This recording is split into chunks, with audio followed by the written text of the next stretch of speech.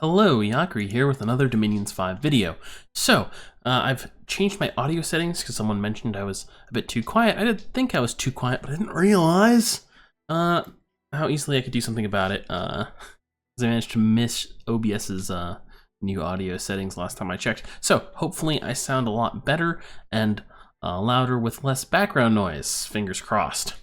We're going to talk about Conjuration today. I'm going to do a series on all the spells in the game by research path, and I'm gonna try and ignore any spells that aren't good enough to be notable, which means that I'm gonna leave out a lot of spells that aren't strictly speaking useless, but are kind of like well, I didn't have a better option, or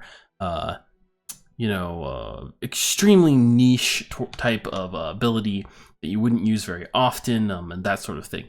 And I'm just not going to really evaluate them. If I don't mention something, I've probably not mentioned it because I don't think it's very good. Hopefully I won't miss any spells.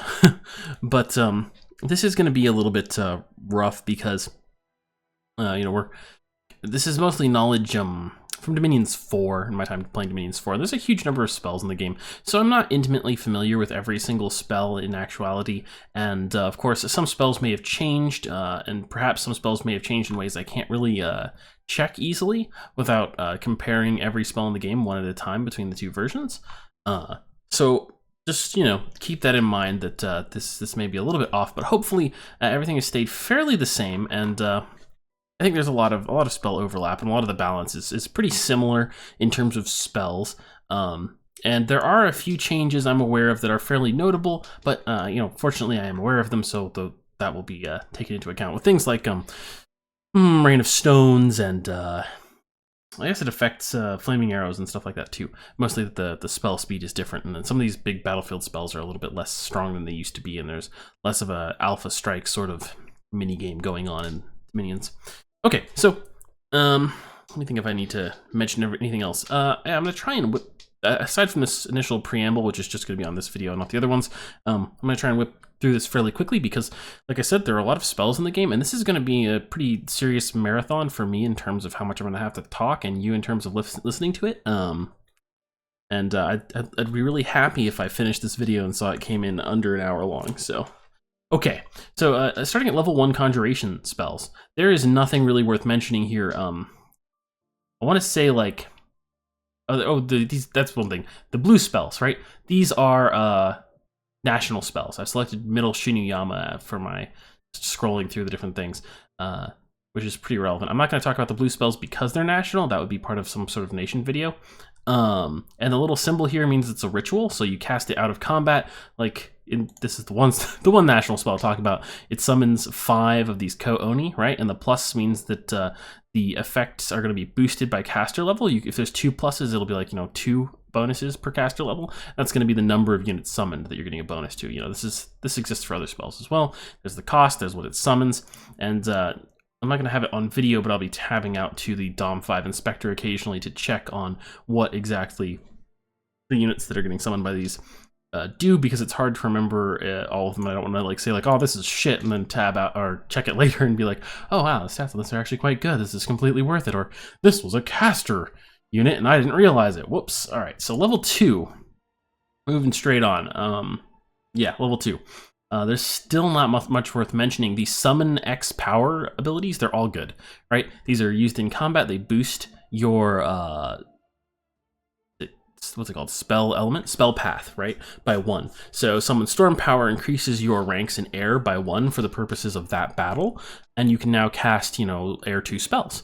And that's really good for obvious reasons. Some of them have special limitations, like summon storm power can only be cast during a storm, and summon water power can only be cast under the water, whereas phoenix power and earth power can be cast anytime, and earth power gets an additional benefit though of 3 reinvigoration. Okay, so out of the other stuff here, Summon Ogres, I believe, is a little bit better than some of the other early summon spells, but these are more of a desperation option, like you were researching summoning and someone rushed you and you're like super screwed in the early game.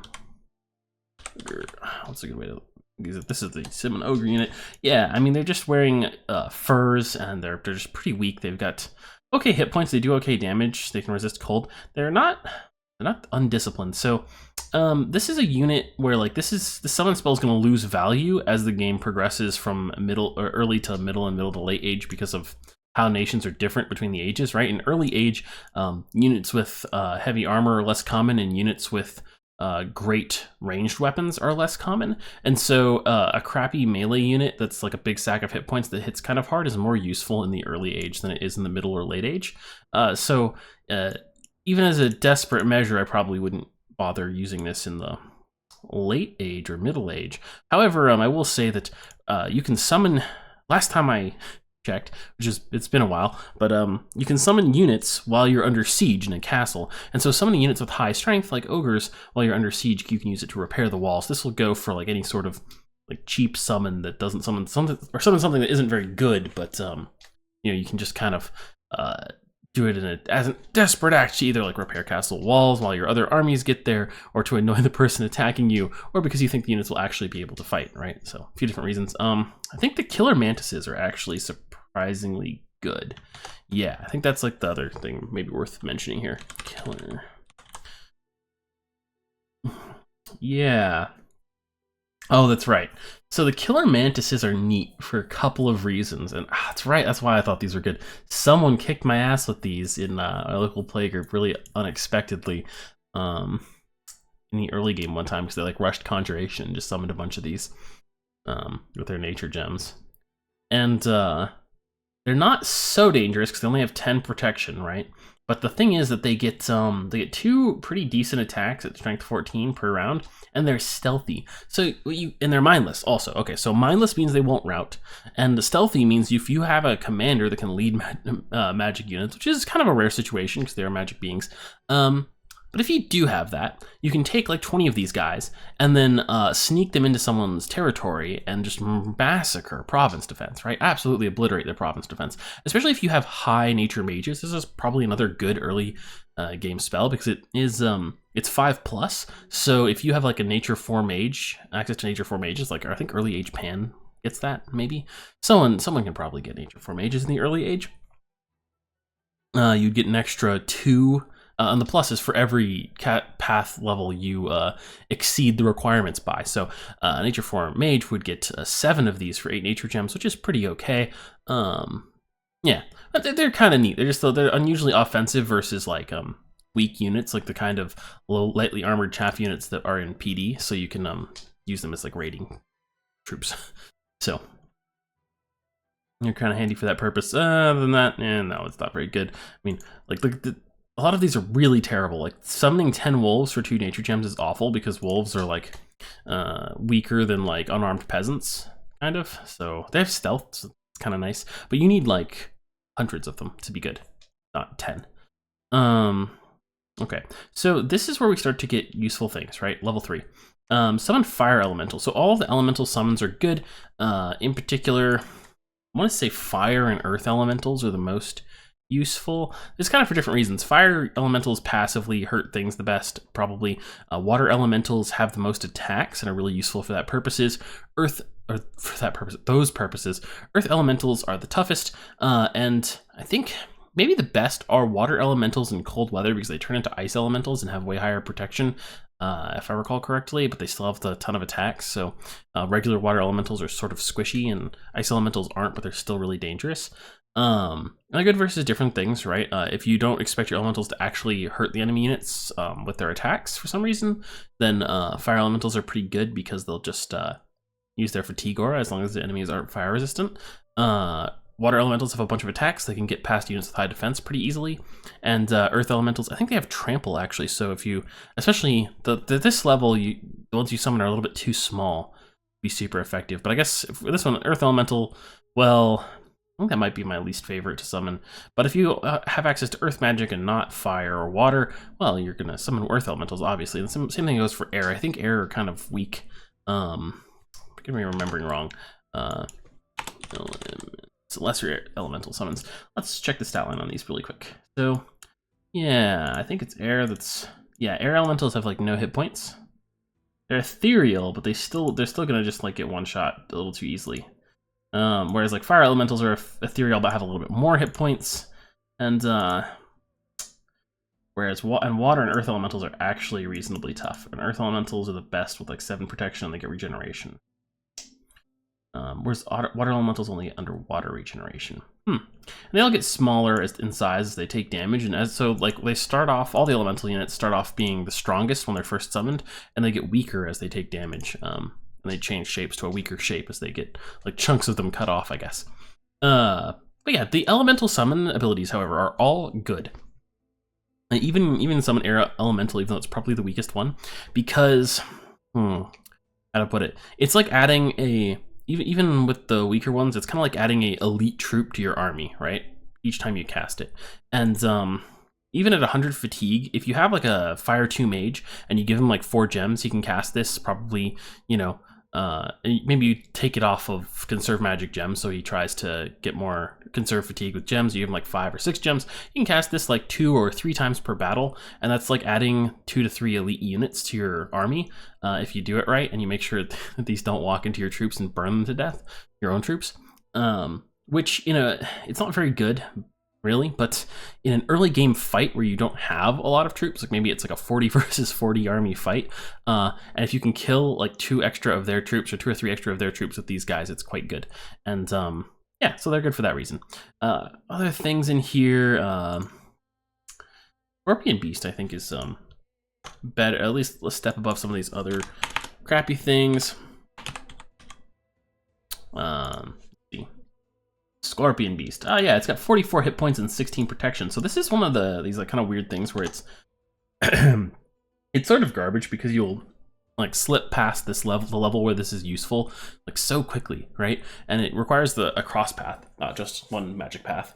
And it's one thing for 2 gems, and they're fire gems. And there's actually a surprisingly small number of good things you can do with fire gems. So I don't know, I would consider casting Bind Scorpion Beast in the early game, like really early, if I was going Conjuration anyway. But considering it takes mage turns, I've never actually encountered a scenario where I didn't get to something more useful to do with my time first, right? Before I could potentially have a reason to take advantage of this. And the reason would be that you're fighting a player, right? Or, you know, I guess you'd also get an early war with an NPC. I mean, if you're playing single player, why not, right? Okay. That could also be a reason. Let's see. The rest of these, this was...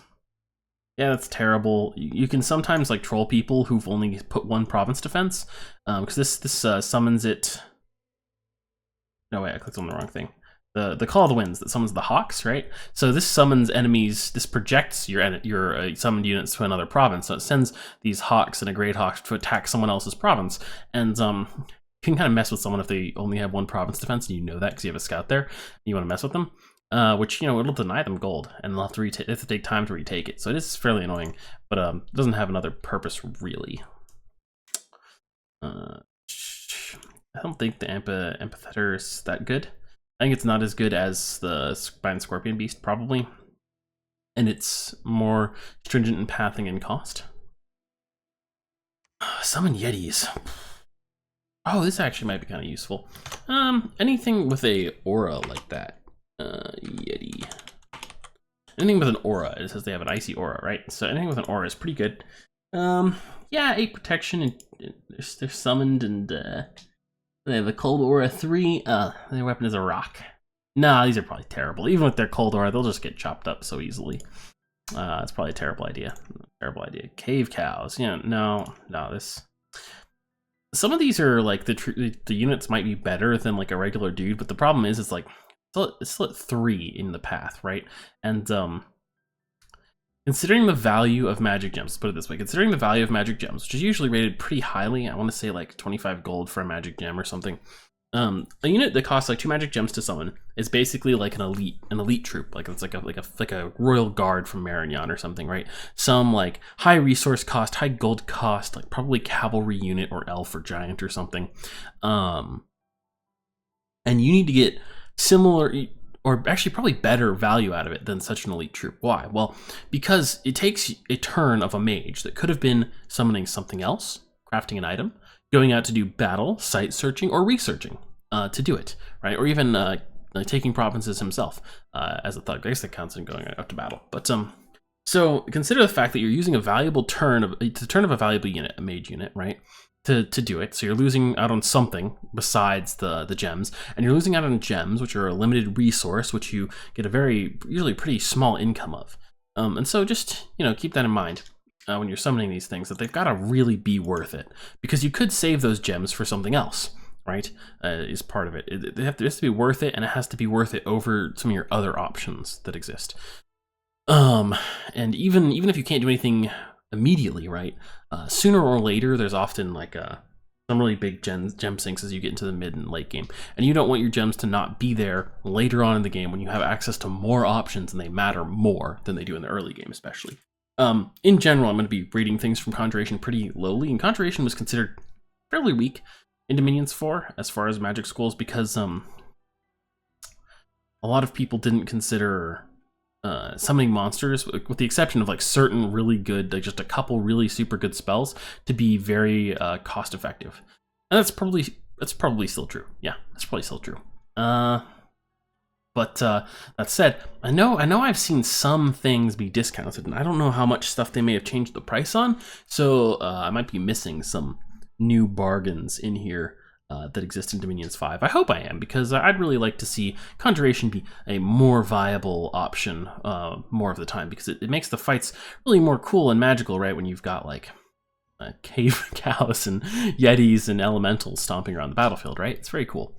Power of the Spheres, let's mention this. It makes the caster more powerful on all paths of magic. This is like the Astral Power spell, and Astral gets another one that affects the whole battlefield with their own magic path, Astral, right? The Astral gets to be special in that way. A lot of the Conjuration-like spells for death are also in Enchantment, which is a kind of a weird thing that death magic does. So they can use Enchantment to get a lot of units, and that's actually where some of the best summon unit spells are, actually. There are also some summon spells like Awakened Vine Men. I think the really useful one is like Awakened Vine Ogres, where you can get items that increase the number of units summoned instead of having magic paths increase it. And then if you stack those items and then do it a bunch of times, like I think create Corpse Construct, which I believe is in Instruction, there's certain spells become actually fairly cost effective and you can spam them. It's worth it to spam them. Let's see. This is the same as the whatchamacallit, Hawk thing, but with wolves, and they're slightly more effective in combat. Though still not very effective. 10 province defense can probably fight them off, no problem. Fog beasts, pretty sure those are bad. Poison effects are a little bit weak. Alright, so we're getting a little bit more nifty things. Flame jelly. Strange jellyfish of magma. I don't remember those. I've used griffins before though, and these are good because okay, they're not good. They're not that effective, as maybe a better way to put it, right? They're not that powerful, but they are flying units, and they're powerful enough that I actually expect them to have some level of success, right, when attacking an enemy's backline. And all flying units like that have probably gone up in value in Dominions 5 because attack rear now doesn't require a morale check. So if you hit attack rear with these guys, you're actually going to attack rear and you have a good chance of maybe killing some mages with them. And so even though this is actually, I'd say it's fairly expensive, and well, it's easy to cast, but fairly expensive. As long as you actually, if you get one mage out of like these 10 gems killed in an enemy army in a fight that matters, that's pretty worthwhile. Wyverns. I think these guys can. Let's see. Let's. I mean, those are such similar spells. What do you get? You get fewer of them. 2 for 4, so that's going to be what? 4 for 8 and 5 for 10, roughly. Actually, pretty similar amount, right? So what about Oh,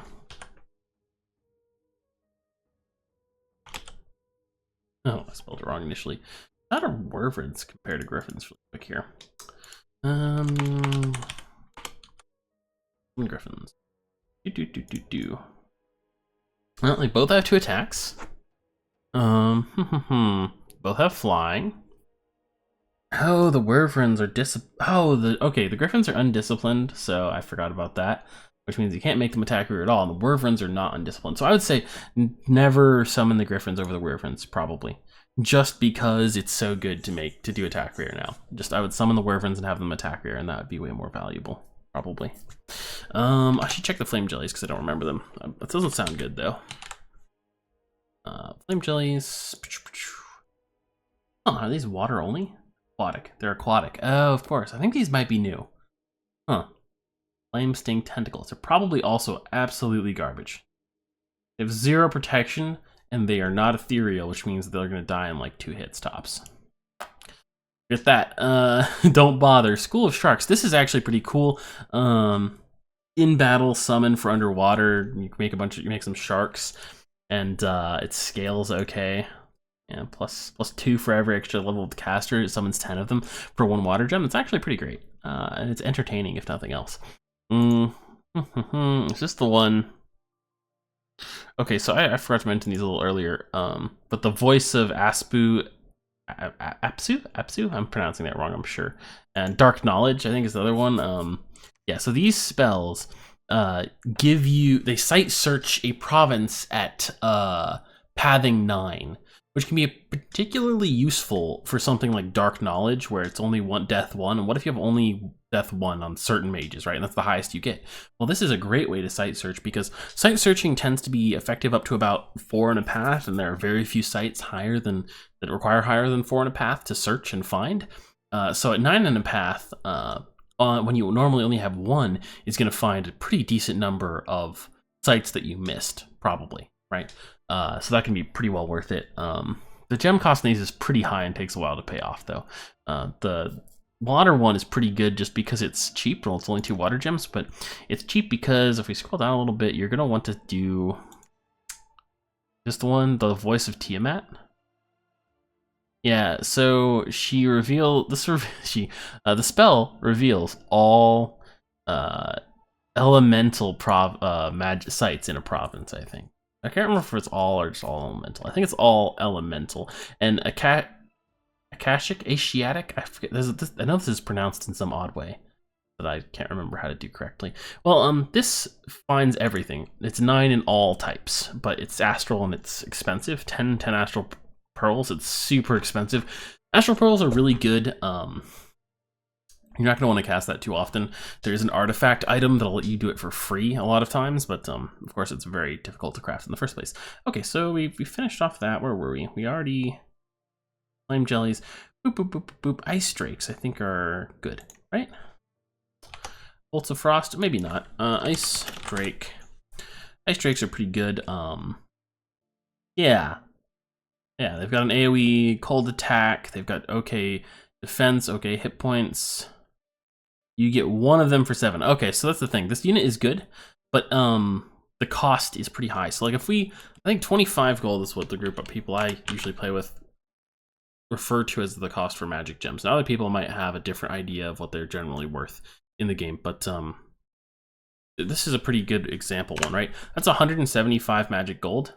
Magic gold? What? 175 gold worth of, gems, right? Magic gems. And this unit is not worth 175 gold. It's worth like, I don't know, 70, 100, somewhere in there. That's what I'd want to see for a sacred version of it, right? So it's way too expensive. It's way too expensive at that price. So it's like it's sometimes you have to kind of be like, damn the expense, because you've got way too many of some gem type you can't spend, or it's going to win you the game or something, or stop you from losing the game, which is, a nice important step towards winning. And in that case, sure, whatever. But a ton of these are going to fall into that same category. Where was I actually? There's the flame jellies, sharks. All right, yeah, I was in the right spot. I thought for a second I was second guessing myself and was like, no, I definitely fucked up. I didn't though. Okay. Summon shade beasts. These are pretty good. I believe the things that they kill can revive as undead too, which is kind of cool, but you actually get pretty good value. +3 for every extra level of the caster. Shade beasts are death 3. It might be neat to cast if you had like a death 6 caster or something, so you get like really good value out of it. Shade beasts aren't terrible, but they're not great. They're not powerhouses either. They're probably not even worth 25 gold each, which is about what we're just gonna use the 25 gold example. It's probably off by a little bit, but I mean, it also kind of depends on what people think, right? Because I'm just talking about like for trades with the group of people I played with a lot. People value gems at about 25 gold. Well, you know, depending on the people, they could value them a lot higher or lower, depending on how good they think spells that cost gems are and stuff, right? Okay. As well as the game settings could change it too. But using that example, right, they're just pretty low value, I wouldn't say that magic gems could be worth all that much less. Certainly they're worth more than 10 gold per gem. Some Leogryphs. I think these are Leogryphs? One of these. Awakened Vine Ogres. Okay. So this one is a little bit good because you can buff it in a couple of ways, and Vine Ogres are actually pretty good. I think you can buff it. Vine Ogre. I believe there's an item for Vine Ogres as well. But yeah, these guys are kind of nice. 9 protection and 55 hit points with 2 attacks. Now their attacks are punches, but they have 18 strength, so that's pretty brutal. Now mindless units also means that they have 50 morale, so that's great for ignoring morale checks and penalties and abilities like awe. So there's a time and a place for them too, because I believe they're, or are they not, fire weak? Well, Dom and Specter says they aren't. I could have sworn they were. I mean, they're made up of tree parts and vines and stuff, man. It seems like they'd be weak to fire, but yeah, these are actually pretty good. They're one of the conjuration spells I've seen used by other people relatively often and have actually used myself. I've used the Catatonic Lion, but I can't remember if it was a good idea or not. Lion. Oh, is this thing the one that's... Oh, no, this is it's an 18 protection lion. For 5 gems? I don't know. I maybe could see this used in the early age versus an opponent with units that have relatively low attack damage. Like if they can't deal high damage per hit, then an 18 prot unit is going to be kind of gnarly. It's still only 1 though. Nah, that's... I don't think that's good. I don't think that's good. Leogryphs. Leogryphs are... Oh yeah, you get better value. That's right. Okay, so Leogryphs, I kind of support being useful. The idea that they're useful, sort of. 10 plus 2 per caster level, so they're useful if you have, like, again, like high nature mages. Like if you had nature 4 on your mage, or maybe you'd boosted your mage nature 5 even with a Thistle Wand from Construction. This could be a little more worth it because then you're getting like 12, 14, 16 units, right, for 12 gems. That's pretty good. And these guys are, they're low protection, but they have a bite attack, they have a claw attack, and a decent amount of damage with 23 hit points. And that's about all there is to them, really, right? They've got an okay stat block. So they're not a terrible use of nature gems. They may be more on situational rather than rare good summon. But if you do need units in a hurry and you want them to have an okay amount of hit points, it's not a terrible choice. I don't think Swamp Drake is worth mentioning. I could be wrong. You never know. Just always the possibility. Okay, this is a summon spell that I haven't seen used usefully ever. I've tried and failed. It's got a large heat aura, but it dies really easily. But from anything other than actually being attacked, because I think it has high defense. Summon Fire Elemental. Same comments as all the previous summon spells, but better. I mean, as they get higher level, of course they're better. The thing is that it's higher requirements to cast, and but the same gem cost and way stronger. Something to mention is that the weaker summon spells can be cast by very weak mages, which is a big advantage to those spells. Summer Lions, now these I'm like 99% sure are, yes, seasonal spirits. The seasonal animals are crap because when it's not their season, they are just terrible. They get a huge penalty to their HP, and so they're just not worth using. Spring Hawks, however, something I should mention here, are probably one of the better ones because they can discharge lightning bolts, right, which is armor negating damage. And if you see a throne with, oh, it's ethereal too, right? Oh god, right. So these are the best ones by far. If you fight them with them in the spring, they are very good. The whole in the spring bit is a key and huge problem for fighting other players, however. But if you see a throne with Springhawks on it, be pretty fucking careful or it's gonna wreck your shit. They usually have a lot too, like thrones with Springhawks, they go nuts. Like these things are what, 5 for 20 air gems. That's going to be 4 gems each unless your caster level is higher, or caster path is higher. So fucking super expensive, basically. They're like 100 gold units. And then the thrones will have like 60 of them or something, right? And that's why you're gonna get fucked up. Actually, again, well, these are flying units too, so maybe these are a little more viable now. Maybe it's worth working with the really huge pain in the ass spring bit restriction, because you could make them attack rear, and that's gonna be really nasty. But that's guaranteed to work now. Even Feast. Oh, this is gives death gems for air gems. I think this is a terrible payoff, but whatever. Wind Ride. Wait, is this the one that teleports? Transport them to where teleports commanders to you.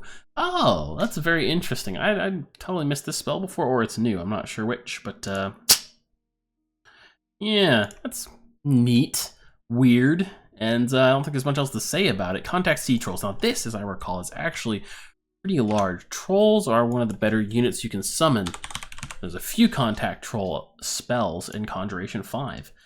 So Sea Trolls, I believe these are like crappier trolls actually, but if you want to go into the water, they're a good option. Yeah.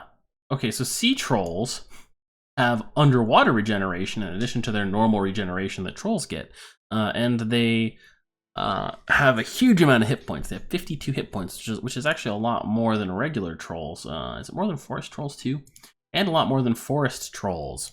So Sea Trolls are really bitchin'. They use claws and don't have armor, which is an unfortunate downside. But if you want to break into the sea, this is one of the ways you could potentially do it, right? You need a commander still who can lead them into the sea, but yeah, these are a pretty decent unit to do it with if your only way to get into the ocean is to summon troops, right? Now let's see what's up next. Winter Wolves, Seasonal Spirits, forget it. Contact Naiads. That's river spirits. They can't leave the river though, right? Yeah, powerful mages that can't leave their location, not great. What's their paths? Water and nature. Now, their water, you can still summon them. You can still summon them for one particular purpose, which is magic path boosting.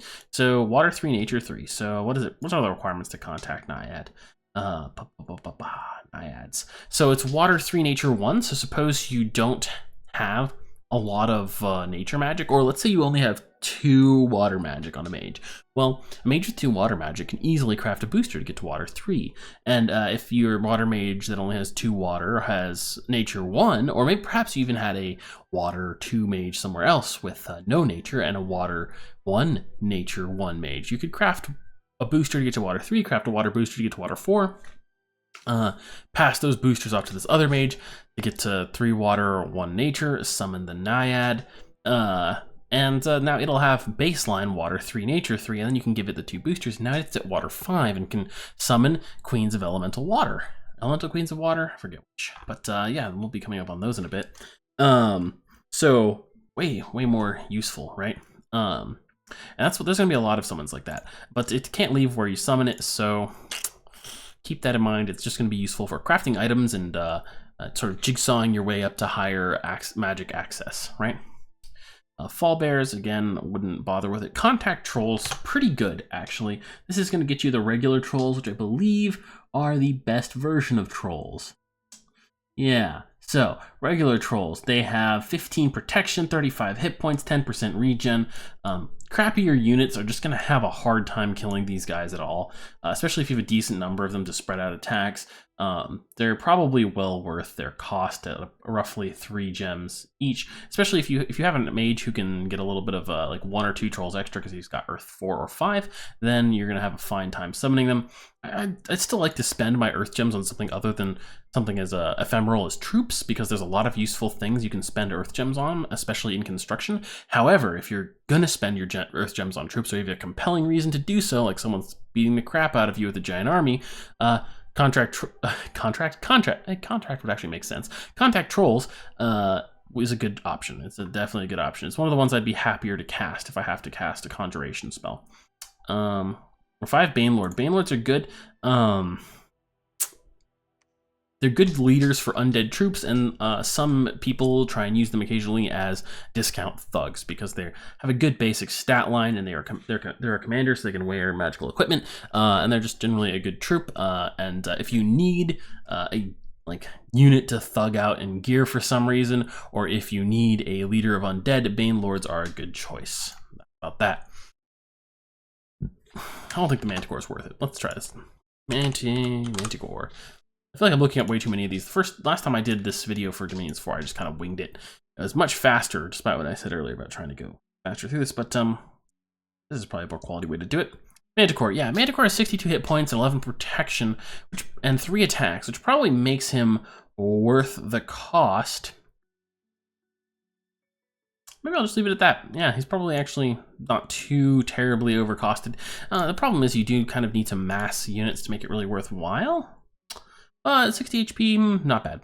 Howl, this is kind of an interesting one. It's more of a distractionary spell, but it's an in-battle spell, right? Not a ritual. And this summons wolves from all the corners of the battlefield to attack enemy troops.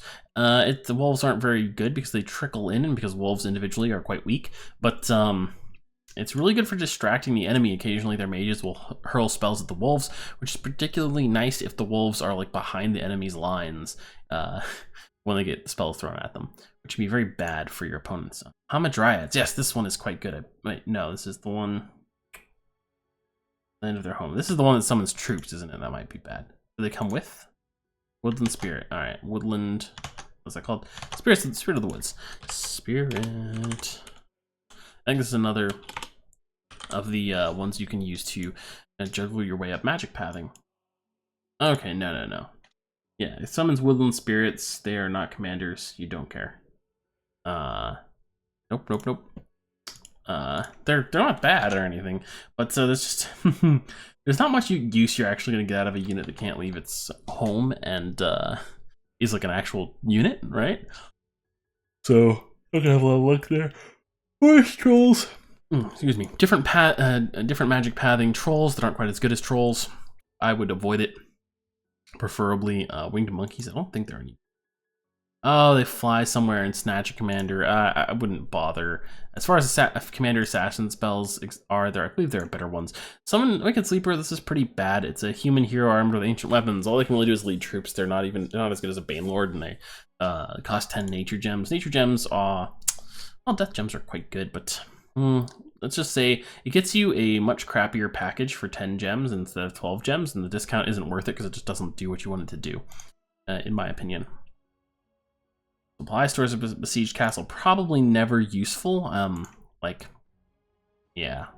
I mean, if you're besieging someone and you do want to starve out their army, it's kind of useful, but like, this is... I have never heard of anyone actually using this spell in the game. But someone in the comments, maybe someone has actually used this and had some like notable effect from it.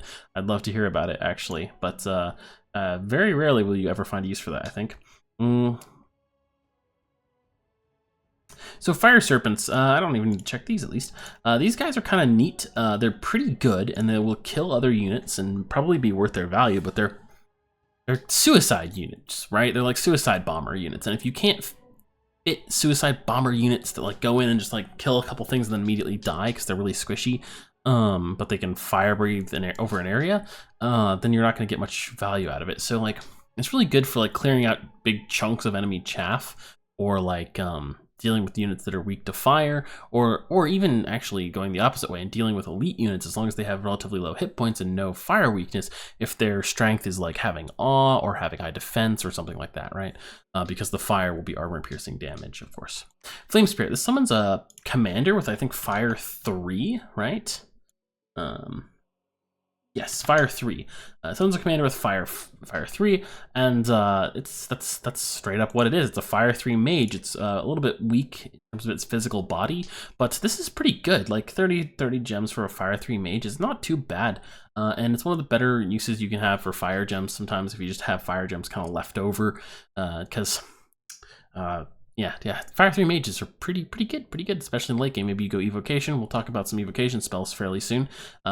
And we'll, I mean, not in this video, but later. And stuff like Falling Fires is great to cast, right? They can cast Summon Phoenix Power, it brings them up to Fire 4, and they can cast all kinds of good shit really easily. So yeah, it's a good unit.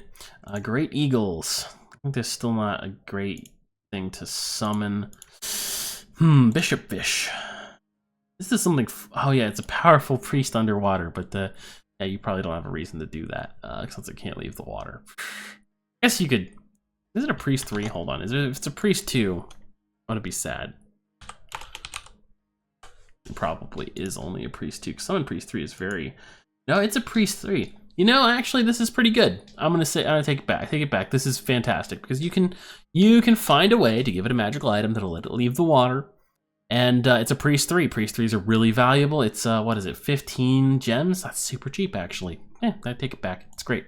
This is an amazing spell. Also, the Sea King Commander. If this is the one I'm thinking of, right? Sea King. All right, Sea King's Court. So the Sea King, yes, he is a Water 3 mage, and requires Water 3. This is kind of, it's amazing for like the same reason that other, the Naiad was amazing, except this guy can actually walk around. He's not trapped in one area, and he has water breathing 30. So he can lead troops underwater. He has regeneration. He's like he's probably a good thug chassis, at least an okay one. Water magic isn't ideal, but you know, whatever. He generates a water gem per turn. So in 30 turns, haha, he'll recoup 55 turns he'll recoup your losses. But the 3 water pathing is the big thing. Like, you want a water 3 mage, you only have a water like 2 mage with a booster on him. Summon this guy, and now you can get higher water magic access, right? Streams from Hades. I think this is just the Naiad, but it's death. Let me check the death value. Coke. Fuck. Streams from Hades, that's right. Streams. What is it? Coco or Thad? I can't pronounce that correctly. Yeah, 3 water, 3 death. So it's the same as the Naiad, but it breaks you into death magic if you have it breaks you into higher death magic if you only have death 1 but you've got plenty of water. Contact Hill Giant. I think this one's not that good. They're large and strong, but they don't have enough protection. They're just gonna kind of get surrounded and chopped up because they don't have enough armor to negate large amounts of damage from attacks. Troll King's Court. This is very good. This is like an Earth 3 mage, I think. Troll King's Court. He's Earth 3, right? Yeah, he's Earth 3, which is notably nice because you can equip Earth Boots and then cast Summon Earth Power in like combat, and he'll be Earth 5. That's really good. And let's see. I think, what does this thing take? It takes Earth 3. Yeah, so this is something you can like bootstrap into if you have an Earth 2 mage, and you can boost him up to Earth 3 with Earth Boots, which you can do because it only takes Earth 2 to craft them. Also, of course, if you don't actually have you could even do it with only Earth 1, because potentially you could have access another way. I think there's another way besides Earth to have access to Staves of Elemental Mastery, right? Yeah, if you have Staves of Elemental Mastery from maybe your Pretender using, say, Fire Water, and you have Earth 1 units, you could craft one of those, give it to your Earth Mage, right? Then he could craft Earth Boots, and then he could summon this Troll King. And once you summon the Troll King, he can give both to the Troll King, and you have access to Earth 5 now. And then with Earth 5, you can summon awesome stuff. The Elemental King's gone. I didn't miss them, did I? I feel like, oh, they're higher level. Yeah, they're the Queens and Kings. Okay, we'll get to them. Okay, so back to the Troll King's Court. Super great. He comes with a bunch of trolls to inflate the costs. Sadly, you'd love to just get the casters, but hey, what can you do? They're not really useless units, so you'll throw them in your army, and it's okay. It's not too bad. Ether Gate. This sounds unfamiliar. Ethereal Warriors. They're probably bad unless they have armor. Like, a lot of ethereal units don't have armor, and they're just bad because when they do get hit 1 in 4 times, they instantly die. It's not great for your like really expensive summoned units or sacred units or whatever to just die immediately. Not super cool. Ether Gate summons Ether Warriors. Yeah, okay, though these guys are pretty good. You're gonna have a hard time casting this.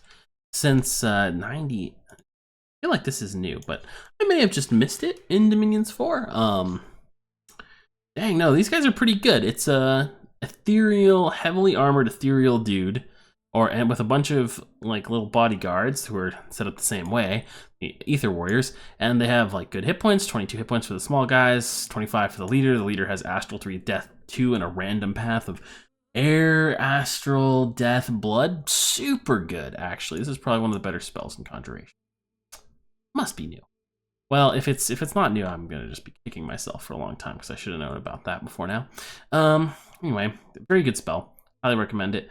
Good for breaking you into paths you don't have if you have Astral Death. Hell, if you have Astral, High Astral, and you don't have Death, you might want to just find enough Death Gems somehow, or transmute them, and empower Death one, and then cast this. It might be worth it because you could, that would break you into Death, and it's a really cheap way to break you into Death magic. And you could potentially break into like Air or Blood a little bit, at least. Okay, so summon ghosts. Terrible. Garbage. Garbage. What did you summon? Wait, this can't be right. Summon ghosts. Let's not summon. Doesn't summon what I thought it summoned initially. It's pretty good. Okay, yeah, it's pretty. It's okay. It's okay. That's a good way to put it. Okay, so they're just ethereal undead guys, right, with 20 hit points, and they're not really interesting except they have a cold aura and a fear aura, right? So cold aura and fear aura means that cold aura is going to fatigue people out and protect them a little bit. Fear aura is the important thing. It reduces units' morale and can cause them to rout. If you can afford to put a ton of these in your army somehow, it would be super good actually. Like if you had like Death 5 especially, and you can get more of them for your gems. That's actually quite good. You might want to buff them in some way because they have protection 0 and they'll die really easily, but especially if you could buff them, like maybe cast Barkskin. I assume that still works on ethereal units. Just buff their base protection from 0 to anything, and they'll be super good. So maybe if you're a Nature Death Nation, who could cast this? Forget the name, but the middle-aged nation that's zombie plants. Okay, so Specters. Spectral Mage Commander. Now, if I remember correctly, this is like a death mage with a little bit of, it's a death mage with a little bit of other pathing, just like it says, Specter. And it's another one. It's another one it's a good because you get a mage, and mages are really good, basically. That's like the way to put it. Mages are probably well worth the value, right? So this mage has random pathing options of water, earth, astral, death, +1, and water, earth, astral, death +1 on top of death, which gives you great cross path potential. This is 22 death gems. This is a pretty good deal, I would say. It's got like a decent chassis. He's like an Armorian guy. It's pretty good. Okay, man, I'm going over more of these than I thought I would. But that's what I get. It's been a while since I really just dug through the spell list. Forest Troll Tribe. Now this, I believe, gives you a Troll Shaman Commander, which is a Nature Mage, right? Forest. If you could do this all in-game, this would be so much faster, but hey, what you gonna do? Maybe that's a request for Dominion 6. Oh, okay, he's a Nature Death Crosspath Mage. That's really neat. Only one in each, then he gets a random Earth, Death, Nature path. Yeah, pretty good actually. This is just nature? Yeah, so this is actually super good because if you only have nature magic and not death magic, you can get this guy and potentially get death 2 if you keep trying. And that's pretty good. Death 2 mages are neat. You can craft some useful items with death 2. Very handy. And of course you can site search very well. Contact Lamia Queen. Also, you could take this guy, and if you could empower him in earth enough, which would be very difficult. You probably have to like summon like 2 of them. Yeah, the Lamia Queen is very good. Because she is a high death earth or death nature mage. Yeah, death 2 nature 1 with a lot of cross path stuff, and she can shape change into a snake and probably be a thug. Although I don't know if I'd risk her being a thug when I can just. Oh shit, she has regeneration 50%. That's right. Maybe I would risk her being a thug actually. She's not that expensive either. Like this is one of the spells that was notable in Dominions 4 for being really good. And I would say like, if you can cast this, cast it a bunch, blow all your nature gems on it, maybe. Yeah, really good. Great, pretty decent magic pathing. Potentially can thug. Handy unit for 25 gems. This is a very cost-effective spell for 25 gems, basically. It's like the Specter one back here for 22 death gems, except a little bit more, and you get a way more powerful unit. With more powerful magic pathing. Living Fire, Living Clouds. Oh, these are just the super strong elemental summoning spells for in battle. Like, same as before, but really, really crazy good. And we're getting into the more, this is like 7 and up is stuff where like realistically you often don't get to cast it in games, but if you do get to cast it, basically like anything in here is quite good. And I wish I got to use these spells a little bit more often, really, especially in Conjuration, because like there's so many neat things in here. Like let's see, the turtle, asp turtle, as I recall, is pretty weird. It's like this. Is that what I think it is? Yeah, oh yeah, it's just a giant snapper turtle, never mind. But with 22 protection and 91 hit points and a fear aura, so it's pretty good. I mean, at this point in the game, probably people have a good way to deal with it. Like, they'll just spam Soul Slay a lot and it'll die, sadly. Oh, is this new? Kato, I think that's a new. Kato.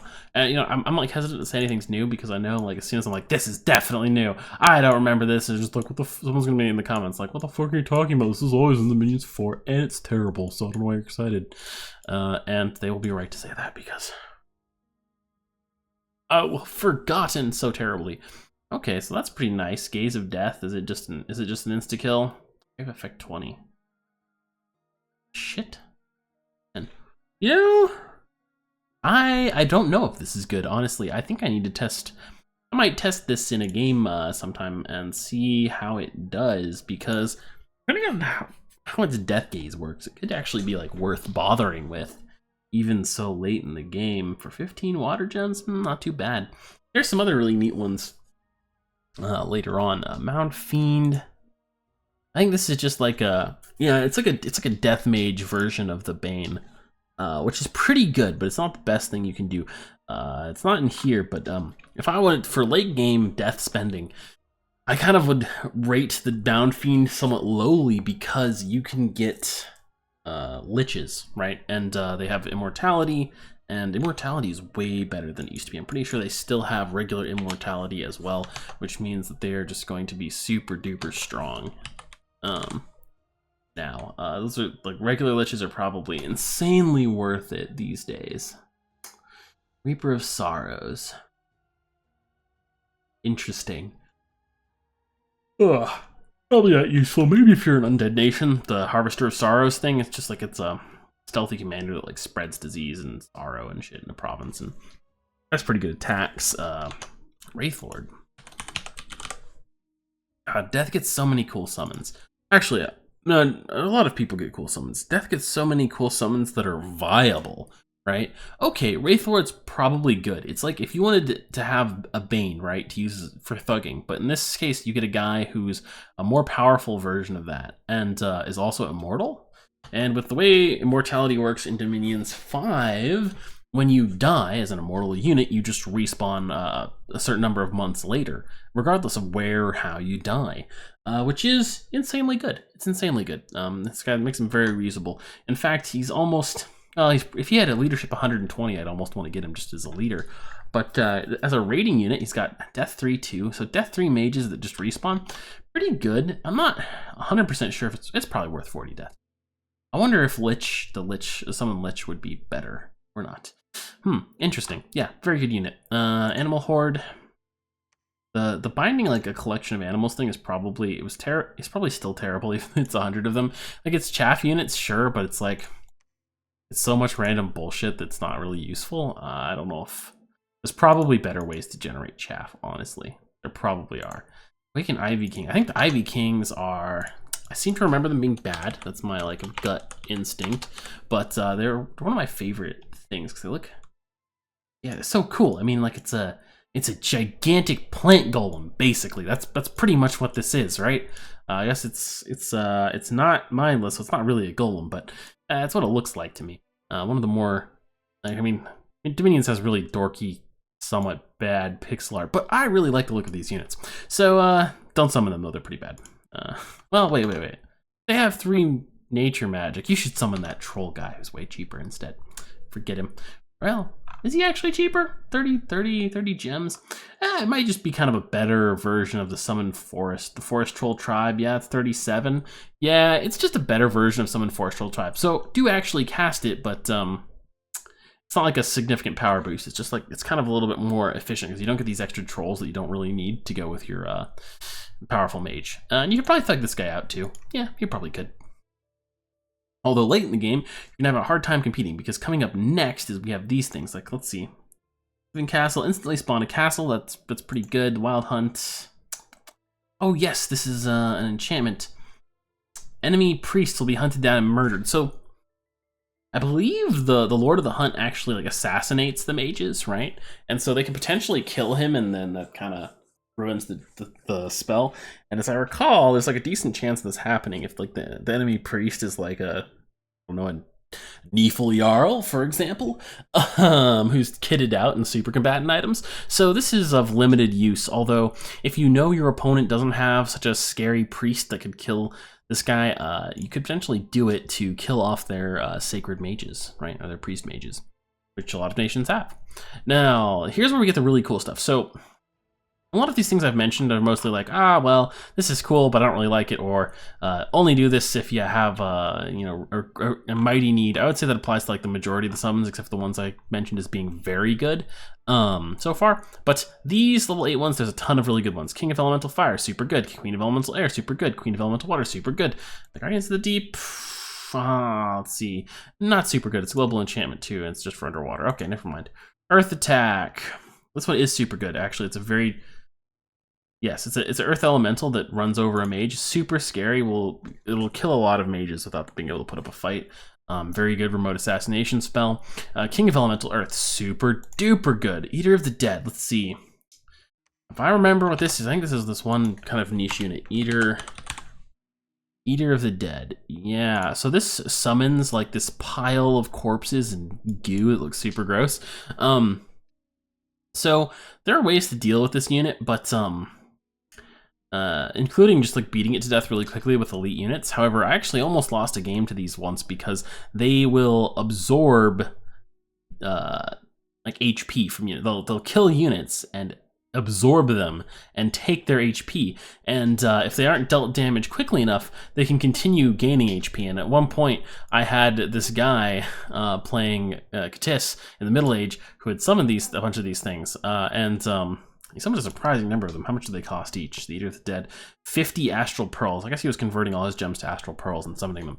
And he had like 4 or something. And I killed a couple, but then the last 2 got to like 1,000 or 2,000 hit points or something way back in the day in Dominions 4. And so yeah, and then they became unkillable. They just had so much hit points, and they would like stabilize and eat the people who were fighting them, and before I could finish them off. And I just didn't have the right tools to just get rid of them, especially because they have high magic resist. They're not great, but you can also have, like, if you have elite sacreds, you could potentially just kill them before they can really do anything because they don't have very good protection values, and they only start with 180 hit points only. King of Banefires, same as with the other elemental spells. So all these elemental summons, right? These units are limited, right? The Queen of Elemental Air. I believe there's multiple Queens of Elemental or Air and Water and stuff, water and whatnot. So you can summon them a couple times, but if you summon them, other people can't. And these are very powerful commander mages, right? They have high pathing in their element. I believe it's actually 5, and they have really good stats, all of them. Okay, so and the Queens of Elemental Air can fly. The water ones get like 90% health regen when they're underwater. Super great. Anyway, they're all very, very, very good. And I don't know if there's anything else to say about that. They're insanely powerful. These are probably the best summons that there are. I would say that the Queens of Elemental Air and Water and whatnot are better than most of the level 9 summons, probably. Like in turn, because they're just very cost effective. Let's see. Well of Misery. This is handy and won't make other people hate you too much. I mean, it's a death spell that gives you. There's a lot of enchantments like this for the different magical paths, and they just give you magic gems per turn, right? Each month, 21 death gems are generated. Okay, that's pretty nice. And it also increases the income in all provinces, which includes the provinces of your enemies. So, yeah, it's pretty nice. It's pretty nice. It's a very good spell. All of these spells like this are very much worth it as long as you don't have the enchantments can be taken down by Dispel or by someone else casting the same enchantment with way more gems, I believe. Not way more, but like any more gems. So Yeah, if you can keep this enchantment up, if you can keep any enchantment up like this, any of the gem generation enchantments, they are well worth it in short order. It takes, 4 turns, and this is worth it. And after that, it's extremely worth it, because 21 death gems per turn is a huge amount, right? And if you are a nation that can make good benefit, or get a good benefit out of additional gold income, then that is super good for you, right? That's a terrible way to phrase it. What am I saying? It's super good for you if you can benefit from the tax income more than your opponents, of course, right? The additional tax revenue is very nice for some nations, and for other nations, it's not so important. And if you're one of the nations where you really are starved for gold and you get that benefit, okay, yeah, it's going to be more good for you than it is for other people in some ways. And there's other nations that don't really benefit, like Airmore, for example, doesn't really use gold and kills off all their population. So if they're somehow alive when you cast that, still, it's not going to help them out very much, is it? Let's see. Oh, is this an actual... Oh, enemies within reach. This is terrible. Ranged area effect 10 plus. Wait, no, casting range. Oh, okay. I don't know if this is good or not. It's an in combat spell in Conjuration 8. What do you know? Okay, then entangles people. Fairy Queen, super good. What's her stat? Nature and air magic. So this is there's 2 really nice things about Fairy Court. A, it's breaking you into air magic as a nature nation, right? That's a huge benefit. Air magic is really good. B, and you can potentially, I think you can potentially boost her up to summon Queens of Elemental Air. It might be too much air. Air level 5. What is the Fairy Court? Fun. This is probably worth checking out. Fairy Court. Fairy Queen. She has air 3. Okay, you couldn't without a booster. Okay. So you couldn't actually get to the elemental air, but air 3 gets you a lot of good stuff, and you get it from just nature magic. She's a really good mage for 40 gems. She comes with some other stuff, but who cares? Not much more to say about that. Like, it's a really good mage summoning spell that breaks you into more paths, potentially. Ancient Presence. Or maybe... Oh, maybe this was the thing I fought, not the other one. Shit, Eater of the Dead might be the wrong one. It might be Ancient Presence that I was thinking of. Ancient Presence. Is this the spooky one? Honestly, I can't remember which one of those it was. It might have been Eater of the Dead. I think it was Eater of the Dead, not Ancient Presence. But, no, Devour. Yeah, I think it was shit. All right, I don't know. But this guy is a similar type of abomination. Starts as 197 hit points. It's a regular unit. If it works the way I think it does with the regeneration and the steel strength and devour, this is a particularly spooky unit to fight. But of course, it's weak to instant kill attacks if your opponent can spam enough of them. Even with 18 magic resistance, something like this can die eventually to Soul Slay or Bone Melter or a similar spell. It just has to be cast rather a lot of times. Tartarean Gate is also kind of neat. So there's this whole weird strategy with Tartarean Gate where the units that the titans, right, that are in here are like, Greek mythology type titans, right? And so they're very powerful units and mages, but in Dominions, they're undead, and they're horribly afflicted, right? I think they're undead. Yeah, I think so. And they're horribly afflicted, and completely mad, right? So there's a couple problems you have to overcome here. So first off, you have to make they're regular units because they're mindless. So you can use nature magic to awaken a mindless unit and make it a commander. Then, if you have anything that heals afflictions, you can slowly heal their afflictions until their afflictions are all gone, which you'll need to do because they're probably mute or what's the other one, like simple-minded or whatnot, and they're not going to be able to cast spells, and they're going to have all sorts of other crippling issues. And even once you fix those issues, they're still insane. So, yeah, that's a big problem. But if you can overcome those issues, these are fantastic endgame super combatants. Very dangerous, very powerful, can get you all kinds of magic paths. Super cool, too. So, there's the cool factor to include. This is the Tarasque from D&D. It's I guess it's not really the Tarasque from D&D, but it's called the Tarasque, and it's a big dragon, and it's pretty bad, honestly. It's not very good. It's just like a big fat dragony thing with a lot of hit points, and it's a regular unit that a mage leads around. So not too exciting, honestly. Whites from the Underworld. they're good. These are like elite units. I guess it's pretty good. I'm not super excited about it compared to like Call Ancient Presence perhaps, or Tartarean Gate, but hey, it's cool, and Death gets like 3 different things in this tier, so you know, you can't complain too much. Yeah, that's not good at all. Wait, Long Dead Horseman? Long Dead Horseman led by a Wraith Lord. Well, it's got some utility in that it can kill province defense probably, so it could be kind of useful, but I'm not a huge fan. I think that's bad. Then we'll be done. Abomination. Yeah, okay, so oh no, that's actually pretty terrifying. Oh, I don't know why I thought this was bad. Oh, I guess I'm kind of right. So it has low protection, and things with low protection that have high hit points tend to be just a sack of HP that gets just bled dry instantly. But it has 266 hit points and 3 life-draining tentacles and a Death Gaze AoE thing, which I wonder, this is the same as that other Death Gaze unit. I wonder how good it is, really. I'm not sure. Okay, well, to be fair, you probably will never use anything at 9 Conjuration ever. I've played in 2 games where I got to 9 research in paths. One that I subbed in for that went like over 100 turns. It was just absurd. It was such a mess, and it was because it had like 18 players or something ridiculous to begin with. And another where, well, we just got very gridlocked and it went on for a long time. But, yeah, and it's rarely going to be used. Out of the 9th level things, I think probably, I guess I should mention Enchanted Forests actually, because I think this is surprisingly good. Yeah, that's right. Forests start spreading your dominion, and creatures attack people once your dominion exists in the forests there. This was a lot better before they changed how dominion works. Now it's harder to push dominion at other people, so I'm not sure this will actually be very useful anymore. But it's kind of cool, and it can really irritate people and you know, cause them to lose money. Potentially, right? Especially if your skills kind of suck, right? And you get dominion over territory potentially that they still control, and your skills are bad, right? All right. Kind of an extra benefit there.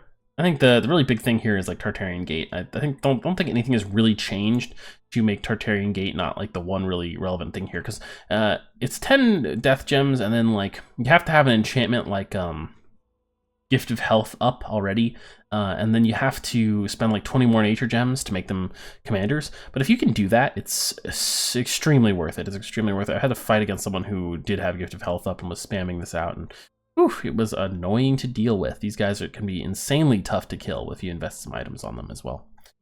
So yeah, I think that covers pretty much everything. To recap, the really valuable summons in Dominions 5 and in Dominions 4 as well, if you have to be playing that, are mages, pretty much, right?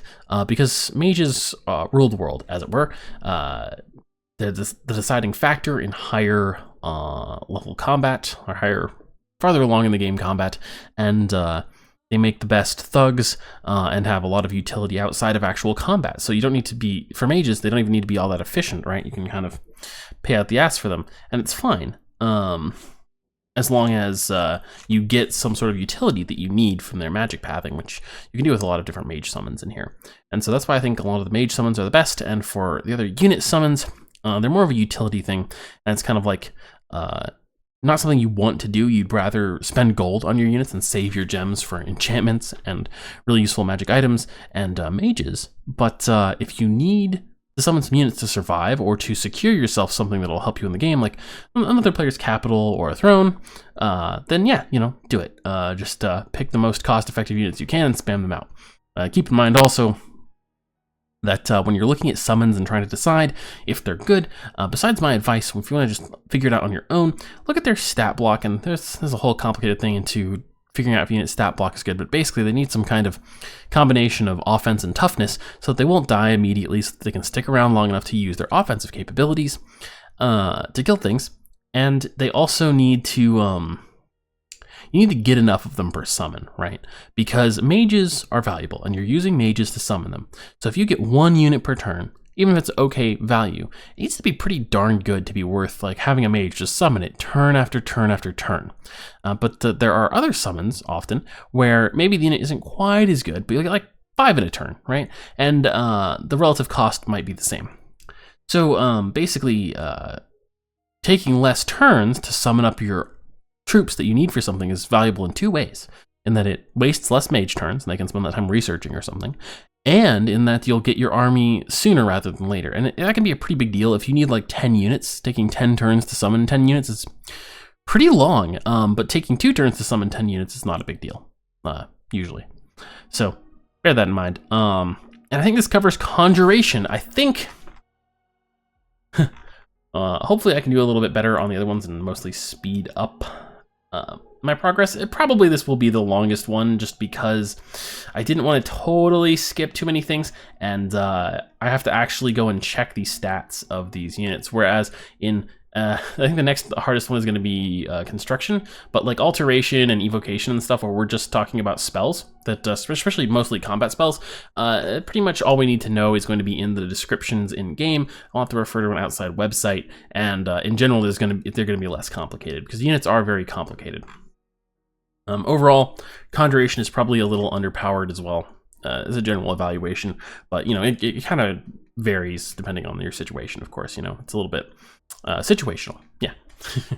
So I hope you enjoyed watching, and I'll talk to you next time. Let me know how my audio was. Hopefully it was pretty good. See you all later.